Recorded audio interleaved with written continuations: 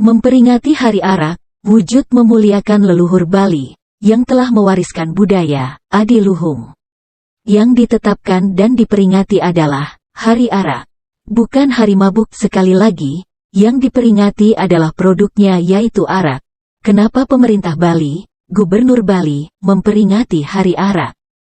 Mungkin salah satu alasannya menurut kami adalah arak yang sebagai warisan budaya leluhur Bali dari ratusan tahun baru kali ini bisa mendapat pengakuan dan dipatenkan oleh pemerintah sebagai kekayaan intelektual tak benda. Untuk pertama kalinya, arak mendapat tempat di rumahnya sendiri, yakni arak bisa masuk hotel-hotel dan bar di Bali. Arak sudah bisa go internasional, dijual ke dunia, dan mendapat tanggapan positif dari masyarakat dunia. Bersaing dengan minuman kelas dunia lainnya, seperti soju Korea, sake Jepang, dan lainnya. Arak sebagai warisan budaya leluhur Bali, untuk pertama kalinya tembus dan diakui oleh dunia. Sebagai minuman ketujuh spirit dunia. Hal-hal besar itu yang berates ratusan tahun tidak bisa kita wujudkan, dan sekarang berhasil kita raih bersama. Apakah tidak pantas kita berbangga dan kita rayakan, dengan menetapkan Hari Arak, untuk memperingati kesuksesan itu? Kalau bukan kita, lantas siapa lagi yang akan bangga dan menjaga warisan leluhur Bali? Sekian kali berganti gubernur, emangnya ada yang mau ngurusin, dan bisa membuat arak Bali diakui, dihargai di rumahnya sendiri? Bahkan di dunia seperti sekarang, lantas di mana letak salah atau kelirunya, sehingga kita mesti ribut dan mempelintir Hari Arak menjadi mabuk? Dulu tidak ada Hari Arak biasa orang-orang pada minum-minum dan mabuk, tapi kenapa tidak ada yang protes? Kalau mau memprotes, arak dianggap bisa membuat orang mabuk, sekalian saja tutup semua bar, kafe, diskotik di seluruh Bali. Di sana tempat para orang mabuk, meminum segala jenis minuman alkohol.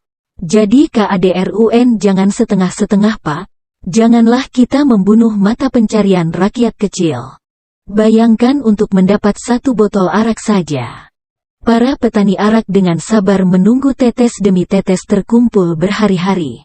Belum lagi mereka harus naik pohon yang tinggi-tinggi. Sekarang kita katakan kalau arak itu jelek, dan membuat orang mabuk dan kita hina rame-rame.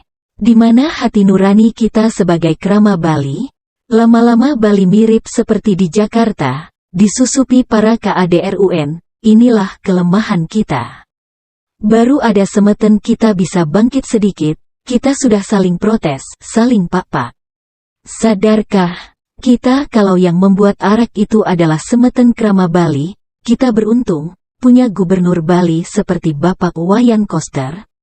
Hasil kerja dan kemampuannya bukan hanya membangun Bali di segala infrastruktur, tetapi juga sangat memperhatikan hajat kelangsungan hidup masyarakat kecil, seperti para penenun kain, petani garam, sampai petani arak. Bapak-bapak yang sok-sok protes Hari Arak di sana, kita yakini mereka-mereka yang protes Hari Arak bukan karena dari hati nuraninya melihat rakyat Bali.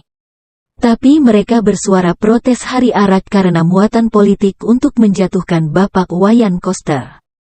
Bayangkan, demi menjatuhkan Bapak Wayan Koster, mereka rela mengorbankan masyarakat kecil. Orang semacam itu punyakah hati nurani? Jangan mengatasnamakan krama Bali, tapi kelakuannya justru mengabaikan dan mengorbankan hidup krama Bali. Kalau memang mereka bersuara demi memperhatikan rakyat Bali, mereka pasti mendukung apa yang menjadi mata pencaharian rakyat kecil, bahkan ikut melestarikan, bukan malah sebaliknya. Bapak Wayan Koster, dengan berani dan tegas memperjuangkan hajat orang banyak, penghidupan rakyat kecil dari Karangasem, Singaraja, dan para petani arak di seluruh Bali. Bapak Wayan Koster rela melindungi rakyat kecil, dan mengesampingkan citra politiknya, walau beliau dibuli, dicaci, difitnah, beliau tetap kerja. Kerja dan kerja untuk Bali, dan generasi Bali berikutnya, hal hasil nyata ada di depan mata kita semua. Sebelum kami akhiri, ada beberapa pertanyaan untuk kita renungkan bersama, supaya kita bisa berpikir lebih jernih demi tujuan dan hasil yang lebih luas. Apakah hanya arak yang membuat orang mabuk? Kalau ada orang minum arak, apakah harus mabuk? Kalau ada orang memakai bikini, apakah itu porno?